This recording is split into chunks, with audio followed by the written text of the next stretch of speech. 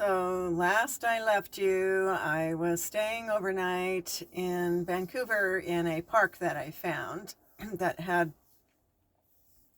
perfect conditions, really. It was quiet, it had a clean bathroom.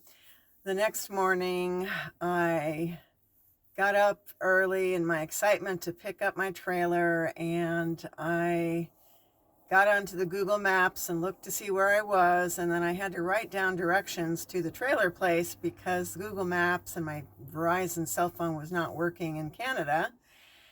So I got on the road, and I thought that I could get there easily. It was only about 10 minutes away, but of course I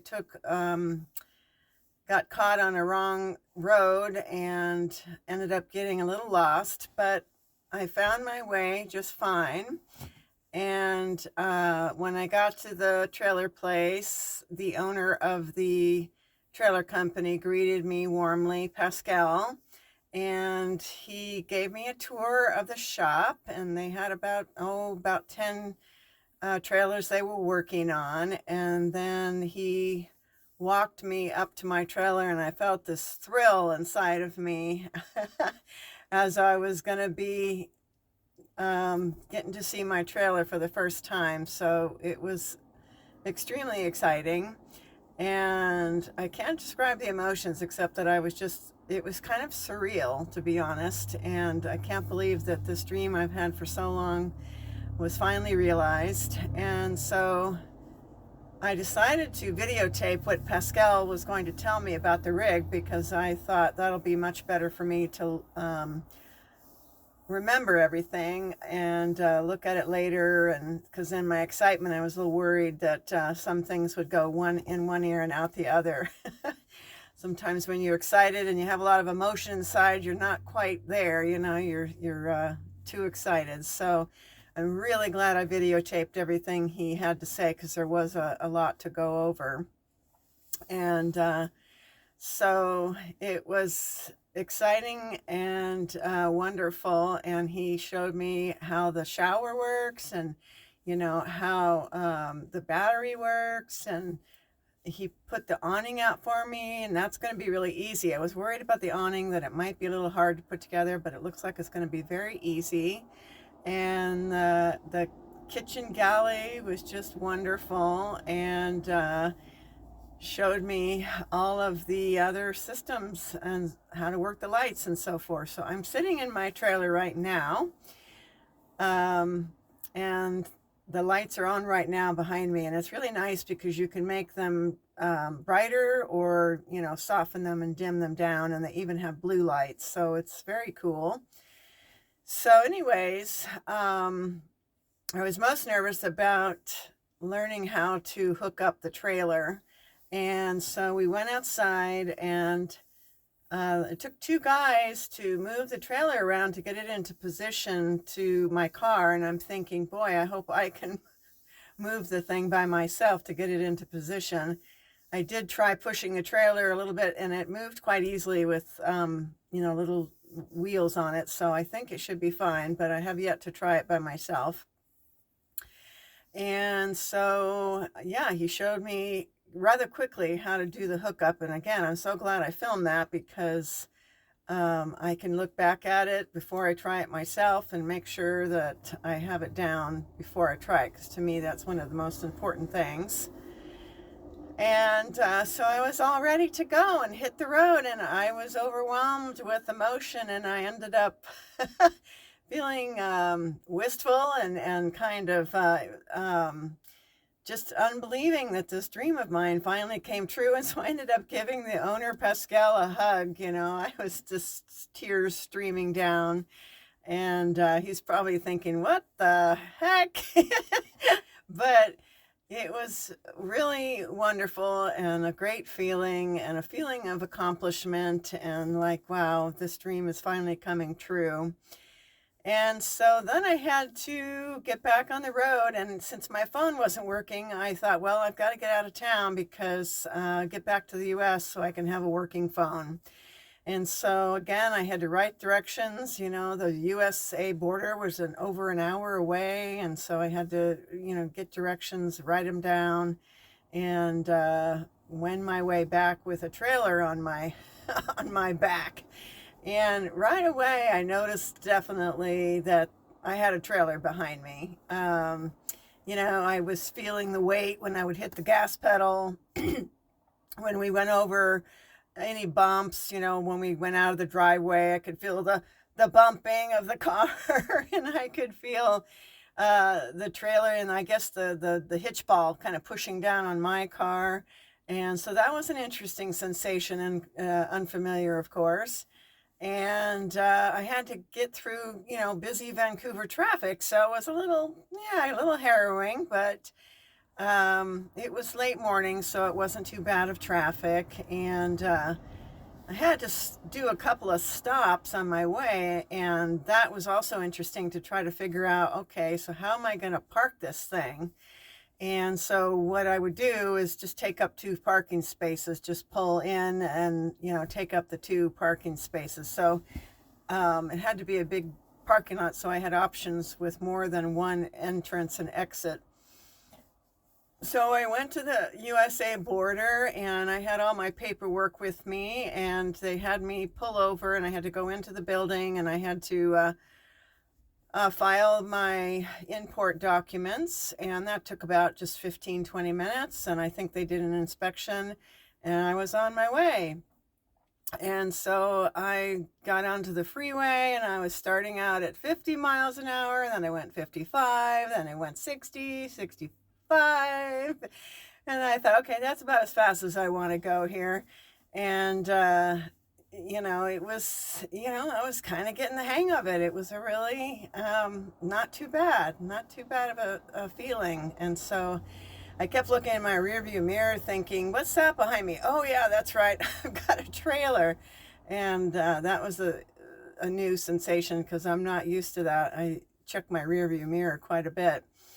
And so I went to 1,000 Trails campground and called them ahead of time to make sure they had pull through, because I did pull in a parking lot and tried to practice backing it up, and I realized, wow, this is really hard.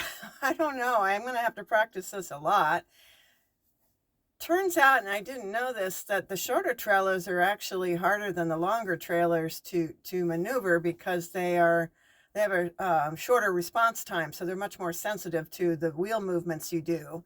And so I thought, well, okay, I'm going to have to practice a lot to get this down. So I thought, okay, I better do a pull through, So that was fine. So next morning I get on the road and I had to head down to Vancouver, Washington. And I had to make a stop because the owner of the trailer manufacturer told me all these things that I should get, like a lock for the hitch, so that if I went into a store and came back out, my trailer's still there. So I needed a lock for that. I needed a lock for my storage box. I needed a lock for the solar panel. I needed a cord going to the post for utility, for electricity if I wanted it. So there was a few things to pick up, and I stopped at a auto parts store and I pulled into the parking lot, and I did fine with parking. I was taking up 2 spaces, but when I came out, there was more cars kind of blocking my way, and I thought there was an exit to get out for me to just go straight, take a turn, and then go out into the main road. Well, I go and I make my turn, and then I see, uh-oh, it's a dead end. Oh man, the panic just rose up in me real quick because I thought, oh no. So, oh dear. Oh boy. So I tried to turn my car, and I'm going back and forth and back and forth. And I just was not having any luck at all, and I started to really panic, and there was cars trying to get out and I'm blocking the way, so it was a high stress situation. And thankfully there was a guy walking to his car, and I yelled out, do you know how to do a trailer? How do you back up a trailer? And he kind of ignored me because he's probably thought, what's that crazy woman yelling at me for? And then he put his stuff in his car and he's like, what did you say? And I said, do you know how to back up a trailer? And he said, yeah, I do, so because I was already starting to jackknife the thing. And so he came over and he got in and he backed it up for me, no problem. And what I noticed is that he was turning the wheel all the way. He was like going back and forth and back and forth. And I thought it was so sensitive that you just turn it a little bit, but you turn it a lot. So I realized just watching him that that's one thing I need to do, is not be afraid to turn the wheel quite a bit. But it is a lot of back and forth and back and forth until I'm like, Anyways, that was great. He saved the day for me. And so then I had to drive down to Vancouver. And unfortunately, I hit a lot of traffic and a lot of rain. And it started to get really dark. And I'm thinking, oh my goodness, this is my first time towing a trailer. It's dark. I can't see that great because it's raining so hard. There's traffic. I was a bit stressed out, to be honest. It was hard, but I did it, and I went down to my cousin's house, and I pulled into her driveway, and the next morning, she went out there and helped me back up, and it took several tries, but I did do it eventually, and I had to do it again this morning, I did a little bit better this morning. And so I think that, eventually I'll get it, but it is intimidating. And that first day with the experience of the getting blocked getting stuck in that parking lot, I thought, gosh, I really wonder if I'm going to be able to do this. This is really hard and stressful, and I'm not sure I can handle this stress, So, but I have a little more confidence now since I was able to do it incrementally better this morning. So I think with practice I'll be able to get it really well. So I drove down to Grants Pass, Oregon. It was raining cats and dogs, and then I had to take 199 going towards Crescent City. Again, raining, cats and dogs, and there was puddles of water. It was slippery conditions, so it was a bit scary with a trailer. I'm still getting used to all the movements and the feeling, and I've hydroplaned once years ago, and it's not a great feeling. You feel like you're losing control. So I was really going pretty slow and probably annoying some people, but there's lots of turnouts, so I would just turn out and so forth. So I got to my destination, which is a large gravel turnout park, a place, sort of I guess it's a turnout, but it's a really big one. And it's just perfect because it's got a couple of entrances and exits, so I can get out really easily tomorrow morning. I feel extremely cozy in here, and the rain is pitter-pattering on the roof. I think I'm going to sleep really great tonight, and it's a great feeling to actually just be able to, and there goes the rain really hard, to just get out of my car and hop into my bedroom. So it's a very great feeling. Wow, the rain's really coming down. I spent one night in this so far already, and the bed was very comfortable, and I slept really well, and it felt super cozy, like I said, in here. I feel much safer in here than I did in a tent when I used to do tent camping, and that's a really nice feeling. And so it's going really great. So I haven't had a chance to use the galley kitchen yet because it's been raining so much, but I'm really looking forward to that. When I get the chance, I'm gonna camp tomorrow again at a Elks Lodge and have hookups, and maybe I can try out perhaps the kitchen. We'll see. The nice thing with the kitchen is that it has the overhang, of course, and so you can sort of be out of the rain. And then if I had my whatchamacallit, why am I forgetting the name? The awning out. I can practically walk around, half the rig and not have any rain falling on me. So that's going to be really nice. So I'm really excited. I showed my cousin, gave her a tour, and she was really impressed, and she thought, this is going to be so fun for you. You're going to have so many great adventures in this, and I'm really happy for you. So I was really feeling grateful and just so happy that I made this dream become a reality.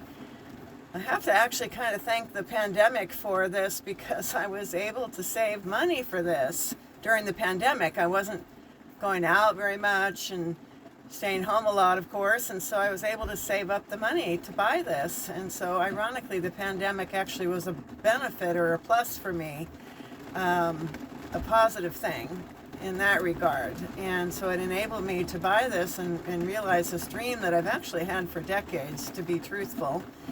And so I can't wait to get out there. But one thing I realize is no more of this driving day after day, several days in a row. Man, my body is really screaming at me. I can't wait to lay down now and take a rest. I've been on the road every day since Sunday. This is Saturday, so almost a week of constant driving. And Google Maps says to me, okay, it'll take you 6 hours, but with all my stops and so forth, it takes more like 8 to 9 hours. So it's a lot of sitting, and I was gripping the wheel so hard, and my wrists kind of hurt and stuff. So no more of this driving several days in a row thing. I want to avoid that as much as possible.